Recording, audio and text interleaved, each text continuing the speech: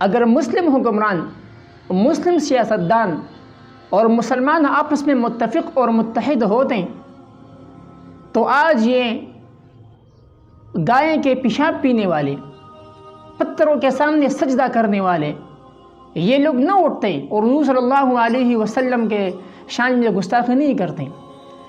لیکن یہ ہمارے بے اتفاقی اور بے اتحادی کا نتیجہ ہے کہ آج یہی لوگ، یہ مشرک اور کافر لوگ اٹھتے ہیں اور حضور صلی اللہ علیہ وسلم کے شان میں گستاخی کرتے ہیں.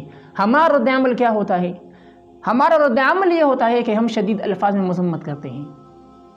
جتنے بھی مسلم حکمران ہیں، سیاستدان ہیں، وہ سب بھی کہتے ہیں کہ ہم شدید الفاظ میں مذمت کرتے ہیں.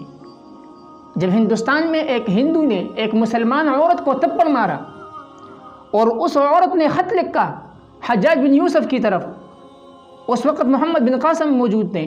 محمد بن قاسم نے شدید الفاظ میں مذمت نہیں کی تھی. وہ فوج لے کر ہندوستان پر چڑھائی کرنے لگے، ہندوستان کے پرخشے اڑا دیے. اور آج ہم کیا کرتے ہیں؟ ہم کیمرے کے سامنے بیٹھ کر کہتے ہیں کہ ہم شدید الفاظ میں مذمت کرتے ہیں. اگر ہم اپنے کرسیوں کے لیے، ہم وزارت کے لیے دھرنے دیتے ہیں، مظاہرے کرتے ہیں، جلوس کرتے ہیں، تو کیا ہم محمد عربی صلی اللہ علیہ وسلم کے ناموس کے لیے دھرنے نہیں دے سکتے، احتجاج نہیں کر سکتے؟ اگرچہ میں مظاہروں کا خلاف ہوں، مظاہروں کا کوئی فائدہ نہیں ہوتا. کیوں؟ یہاں پر ہم مظاہرہ کرتے ہیں، 2-3 مہینے بعد پھر کوئی اور اٹھتا ہے اور گستاخی کر لیتا ہے، پھر ہم مظاہرہ کرتے ہیں، پھر 2-3 مہینے بعد کوئی اور اٹھتا ہے گستاخی کر لیتا ہے، پھر ہم مظاہرہ کرتے ہیں، پھر 2-3 مہینے بعد کوئی اور اٹھتا ہے اور گستاخی کرتا ہے. تو آپ مجھے بتائیں کہ ان مظاہروں کا آخر مقصد کیا ہوتا ہے؟ فائدہ کیا ہوتا ہے؟ کوئی بھی فائدہ نہیں ہوتا.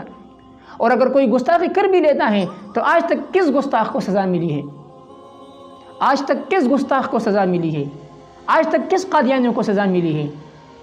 آج تک کس مرزائی کو سزا ملی ہے؟ کسی کو بھی نہیں ملی. جتنے بھی گستاخان رسول ہیں وہ سب جیلوں میں پڑے ہوئے ہیں.